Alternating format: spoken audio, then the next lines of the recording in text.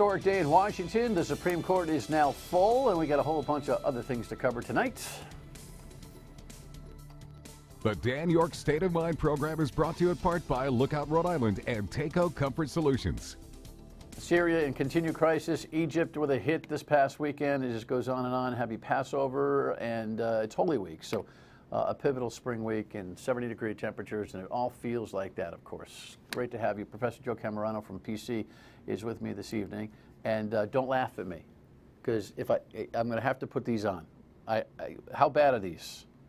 These are like Lexi glasses, for heaven's sake. I let the other pair, you know, those of us who can't see have to do what we do. We have to grab what we can grab. Good Monday evening to you. Let us go to the rundown over here. Yes.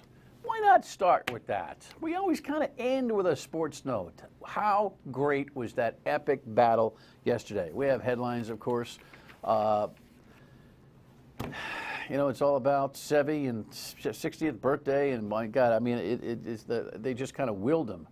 Although I will tell you, I don't know what that putt is. That wasn't the winner, for sure. But he keeps saying that was a right-to-left putt on 18. We don't have that video, I guess. But the right-to-left putt on 18 in regulation, that was not a right-to-left putt. He gagged that. But the way he was stuffing them in, and the way that Justin Rose was stuffing them in, I mean, that was an epic, epic battle. And Rose couldn't have been more gracious, and I'm glad Sergio has the monkey off his back. And golf season has now begun, and now that the Masters has been played, we can all get out on the golf course. So that's a good thing. This is not a good thing. Some of the data on this little situation is surprising in the sense that you keep thinking we're going to get better here. Rhode Island lags New England in college success. Only half earned college degrees within 6 years. Other states, Connecticut 63%, Maine 56%, New Hampshire 64%, Vermont posted a 66% rate. And there's a quote in here that drives me crazy, or a reference to Providence Superintendent Chris Maher, who we have to get in here. But it's a priority that we put him in this seat and have him explain some of this. He's talking about how it's very difficult to get the school system and the kids together on the process of actually applying to college, all the nuances about it. And I was just lamenting that prior to I didn't bring the professor on for this, but I turned to him as I was getting the show ready and said, this is outrageous. And then, of course, Joe kind of deadpans, hey, dummy, don't you know that there aren't any guidance counselors, or not enough? Welcome, by the way. Good to see you, my friend. Great to be back. What? There's a very high ratio of students to guidance counselor, number one. Number two, parents generally don't have the background to college the way suburban parents do. Number three, there's a high level of transience, and of course, there are so many different languages. Put all of those things together, and these kids don't know. We had students several years ago who discovered this and started a 9th grade early information program for students because they don't know anything about college. Who started it? Students at Providence College. It's called the Explore program. Started it for the schools? Yeah, for the we school identified system? 3 local schools that had promising students who don't go to college, and we discovered very quickly they know almost nothing. They know almost nothing about college in 9th grade. And it's really hard when you don't have the resources to allocate to, you know, having, starting in 5th grade, an awareness of college. And that's when you need to start, according to all the research. So we've been working for many years now on this, and it's not necessarily crazy. I understand it now that I've been there. Well, I appreciate your perspective, and I believe everything that you say. But I don't find it acceptable. Well, it's not acceptable. That's why, that's why we decided to do our little piece. Well, and talk about how we need a bigger piece. We have to do this better.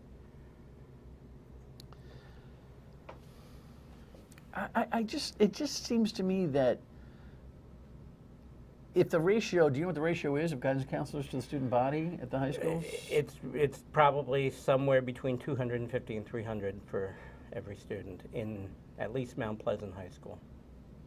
Which I'm sure is, what, double or triple a ratio that maybe some of the suburban schools have. Yeah, probably. And remember, you're talking about a proficiency rate in the standardized testing that sometimes is in the single digits. So this is a very difficult situation, and you don't have the resources to do it, and so you're playing triage. Well, I think when you look at the statewide numbers, obviously the metro Providence and the urban centers weighs the state down prorated, and we're probably the most urban state. I don't know if that's the actual. I mean, Massachusetts obviously with Boston, Worcester, and Springfield, in other communities, Bedford, Fall River. But there's more pockets of suburbia in Massachusetts that probably buoys. And by the way, Massachusetts has done the ed reform way ahead of Rhode Island. And they spend per child the same amount regardless of the town.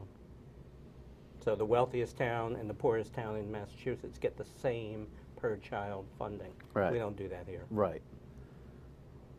I don't know, man. I just don't know how long we're going to sit around and accept these kinds of numbers as, oh, shrug the shoulders. Yeah, well, you know, in Providence and stuff. The idea that the superintendent identifies that they have a challenge in orienting kids to the choice of college or the option of college, I guess is a good thing and horrifying at the same time. I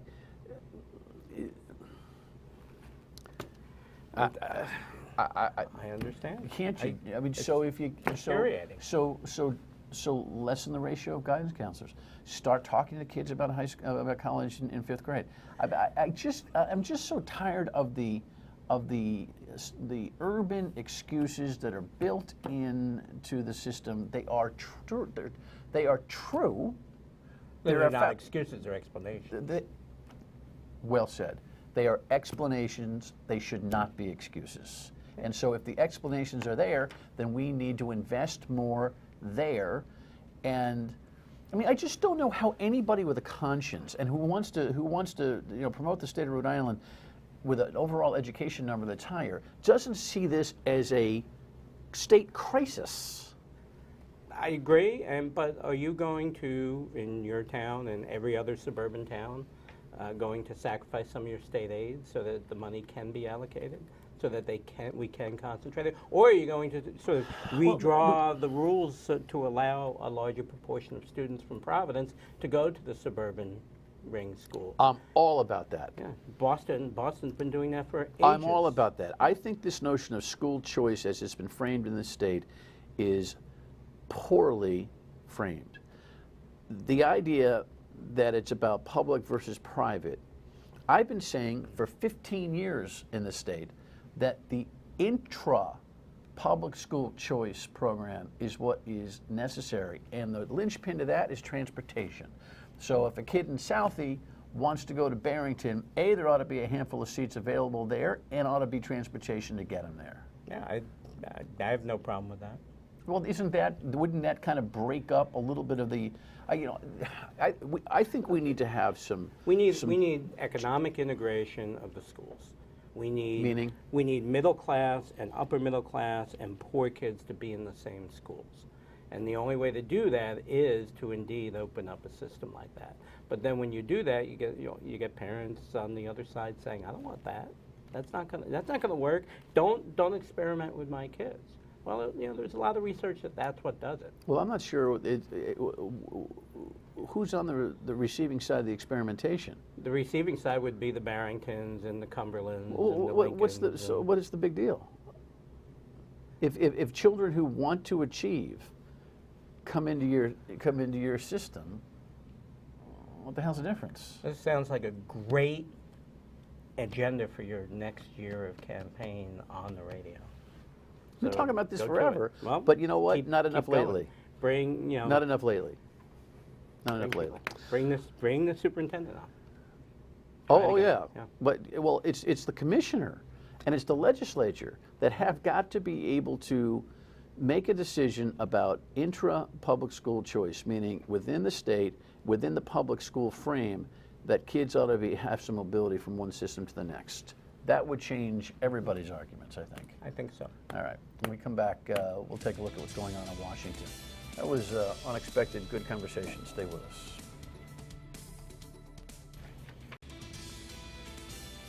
All right. Well, listen, it's been a heck of a week since we sent 59 Tomahawks into Syria. Here's a headline: Egypt declares state of emergency. Attacks undercut promise of security. Well, that's Egypt's situation. And then when it comes to the Syrian situation, easier said than done, right? Russia knows Russia knows what's happening on the ground. Russia probably wants to know, yeah, if not Assad, who? Jack Reed says that Trump is looking short-term here. And I think to ensure that they don't do it again, the airstrike could be justified. But there's no longer-term strategy that the president's proposed, and I think he really has to think longer-term. Ultimately, there has to be some type of political settlement in Syria. Well, Senator Jack Reed, no one's going to argue with that, but did he make the same kind of critique of the Democratic president who drew a red line in the sand and didn't do much else here? There was a chemical, there was an agreement. There was a chemical disposition as part of that agreement. Somebody either screwed it up or didn't act in good faith. So it's not like the Obama administration did nothing about what's going on in Syria. Right. What's your take? Well, I do think Reed is right that this is a short-term action, but I think that's what it was intended to be. That I was actually, as somebody who, as you know, is a bit of a critic of a rookie president, I was delighted to see that when action was decided upon, that this was the action. It was measured, it was proportional, probably not all that effective in slowing him down just to send a message. And that's an indicator that the grown-ups are in charge, that the generals who have very good thoughts are guardians, not warriors, that they had sway in this. And that to me is a good sign, because there is no long-term plan here. The long-term plan has got to be that there's some kind of Geneva-ish solution to Assad, heading out the door. I mean, Tillerson right now is suggesting that, look, we got to take out ISIS. We take out ISIS, then we're in a position to have some kind of direct rebel to Assad government solution. You Not shake your gonna happen. head. Not going to happen. What's not going to happen? There's not going to be a Geneva-like solution. There are no Geneva Accords in this. There are multiple sides, but let's just say, for simplification, two sides. Neither of them are going to compromise. Neither of them are desirable. Define the two sides. Well, you have the Assad regime, who had been the officially recognized government. And then you have the rebel side, which is actually at least three and possibly more schisms in itself, sometimes fighting each other, and that includes the ISIS people. So, the problem is, who are you going to bargain with? And if you don't have Assad, do you really want to run the risk of having ISIS take over the government of Syria? It's going to be like the Taliban. They were in Afghanistan. Okay, so get that. I even said, last week, I don't know if it was here or on the radio, weekdays 3 to 6 on WPRO, that we never really look past the next move. And the replacement for a regime change is never the highest priority. So you raise a good question.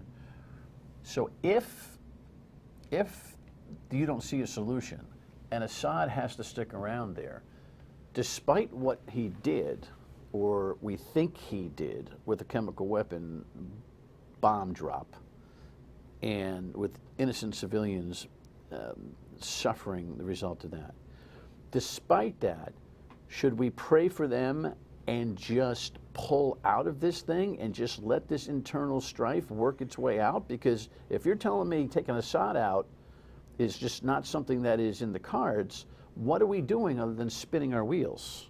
Well, I think that's a good question. And to be honest with you, I think that President Trump is finally understanding why President Obama wasn't able to do very much.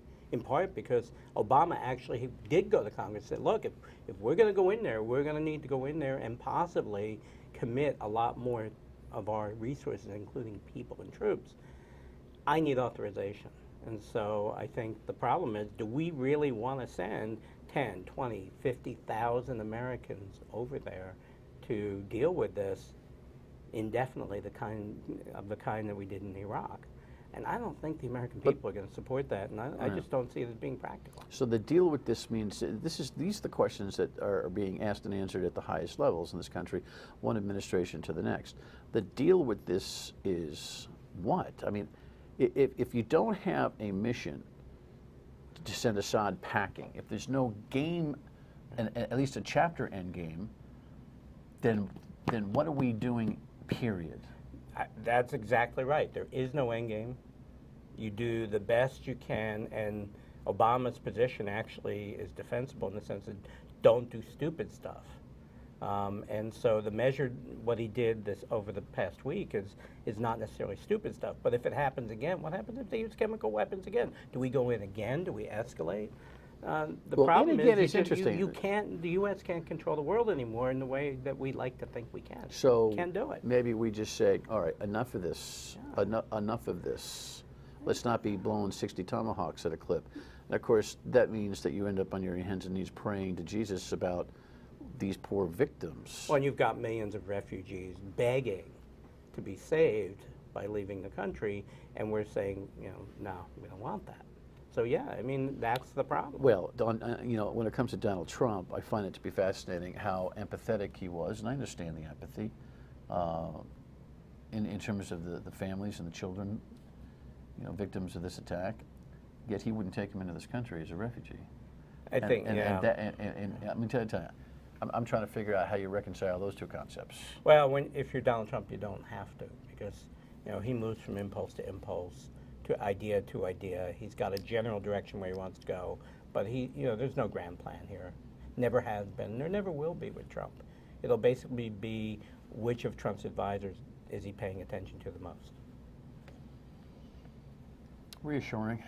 When we come back, the Supreme Court is full. What does it mean? The nuclear option and all that.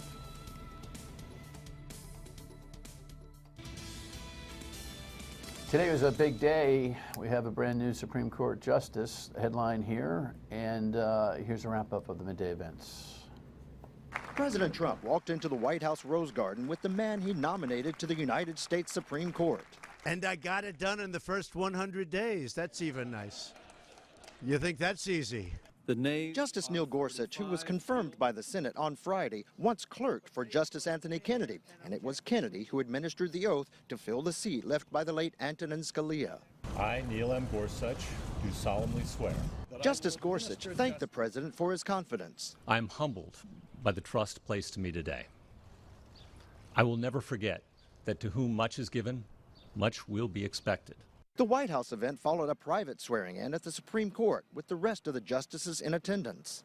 It took just 66 days to get Justice Gorsuch through the confirmation process, but it was a rough ride. Republicans had to change the rules in the Senate to get the job done.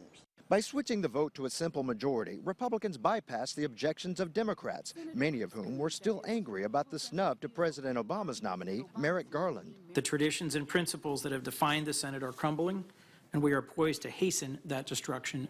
President Trump had promised to nominate a judge cut from the same mold as Scalia, and Gorsuch now restores the court's conservative majority. No net gain or damage when it comes to the scoreboard on the Supreme Court's per se. Yeah, no, it's basically the same as it was when Scalia was around. Yet use of the nuclear option in order to get that, in other words, overruling the rules on the filibuster and the like, have now set what seems to be a shove it down your throat, whoever's won the Senate type of environment here forevermore? Yeah, I think the filibuster has been used to prevent progressive things. In the future, they'll probably use to ram progressive things down the throats of a large minority. Yeah, Republicans did this with two-term presidency. They could have gotten a third one with Eisenhower. And they're probably going to, when the Senate goes back in Democratic hands, they're going to rue the day. But again, it's been going on for a long time. Both sides are really acting silly and not in the national interest, only in their Yeah, I mean, guys like McCain, sounded the warning over eliminating the filibuster, yet he voted for it. And yet he voted to eliminate the filibuster, yeah. Right. Yeah. I know. I think the part of the problem is nobody thinks about the national interest anymore. They think about whatever the short-term, medium-term, and partisan interest is. And it's wrong. Harry Reid was wrong to end the filibuster for other judges back in 2013, I believe it was, or 2011. And Mitch McConnell did a very dumb thing last week. But again, we'll survive. We're more majoritarian now because of that. Yeah. No, well, I think that's a steady political science perspective on it. 'Tis what it is. It is what it is, and we, you know. But commiserative, across the aisle, longer thought process of the U.S. Senate has now been blowed up. Well, yeah, and it's going to take the American people to fix it by electing different types of people. You know, if we elect more moderate people, maybe moderation will come back and cross-party cooperation will happen again. But I don't see that happen because American people aren't paying attention either. Are those Senate rules, by the way, this is something that dawns on me, those Senate rules changed, those are not interim changes, those are permanent changes. Those are changes until they change the rules again. Right, until they change the rules again. But changing the rules to go back to a filibuster would have to be done by the majority, and the majority has no interest in doing that. Well, maybe if the majority of the people with my mindset got elected, they would say, you know what, it may hurt us, but it's probably for the good of the country, let's do it. Not likely to happen unless the American people elect different. Well, we'll talk to Senator Whitehouse about that tomorrow. He's a guest on the show. He'll be sitting where Joe is sitting. Any thoughts on what's going on here in the Senate race to be? We've got Bob Nartalillo, who's a state rep, who's an upstart candidate at best on the Republican side, but now Bob Flanders, the former Supreme Court Justice here in Rhode Island, is, well, he's making some waves about getting into this whole thing. He's a blue chip candidate. He is a blue chip candidate. He's widely respected among all sorts of people. He's done some really public-spirited things. He helped with Central Falls get out of that mess. He's a serious candidate if he decides to run. Why he would want to run, being the type of Republican he is, and then go down to Washington and deal with that hyper-partisan environment with a sort of more conservative wing. Meaning he's the kind of thinking Republican you're talking about. He is, and you know maybe that's what it takes. White House is a smart guy. I think he's very talented, but he's very partisan, and I think Flanders would probably be a little more bipartisan. Some of the suburban Reagan, how about that for a slip? Suburban Trumpian success super serves a guy like Flanders, doesn't it? I think it does, yes. Can Flanders beat Whitehouse? I don't think he can, because it's a Republican president with a congressional election year in between. The party that has the presidency tends to lose out. I think there are going to be some serious problems for Republican candidates. Nartalillo has got to get out of the race for Flanders to get in it. You can't burn resources and get into a food fight on a primary side if you want to go. If the big gun Flanders wants to be in, he's got to have Nartalillo out. You know, I got to be honest. I don't know Nartalillo very well, but I don't think Sanders would be bloodied by a primary. I think it. Flanders. Yeah, I think if he were to run against Nartalillo, I think he'd be okay because he'd beat him. But he'd beat him handily, and there wouldn't be much of that vitriol because Nartalillo is not going to have a well-funded campaign. Okay, so it's no big deal. Nah. So there you have it. I think we've touched all the bases. We got to work on that education thing. All right. All right. And we're coming out to the radio PC soon, aren't we? We'll tell you about that when we wrap up. Be right back.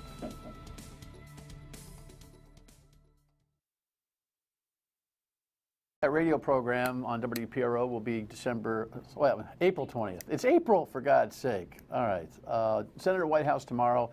And the reason why we weren't on at 7:30 tonight is because MyRI TV is the home for the Paw Sox for a limited schedule. Opening day today. God bless baseball in America. See you tomorrow on the radio at 3. Good night.